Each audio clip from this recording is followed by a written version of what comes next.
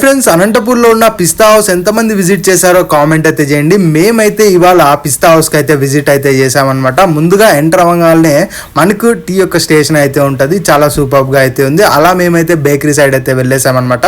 ఇక్కడ లోపల అయితే మిల్క్ షేక్స్ కావచ్చు, స్వీట్స్ కావచ్చు, బర్గర్స్, పిజ్జాస్, శాండ్విచెస్, దాంతోపాటు మనకు కేక్ ఐటమ్స్ కావచ్చు, ఇంకా రిలేటెడ్గా బర్త్డే ఐటమ్స్, మనకు బేకరీ ఐటమ్స్ కంప్లీట్గా అవైలబుల్ అయితే ఉన్నాయన్నమాట.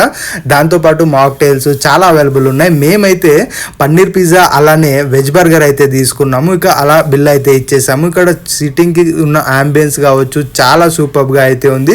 ఎంతమంది వచ్చినా ఇక్కడ అయితే పడతారనమాట.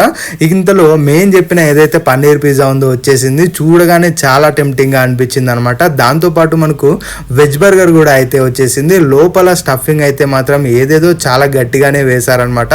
ఇక paneer pizza veg burger taste విషయానికి వచ్చినట్టయితే ఒక బైట్ వేసిన తర్వాత చూస్తే నాకైతే యావరేజ్గానే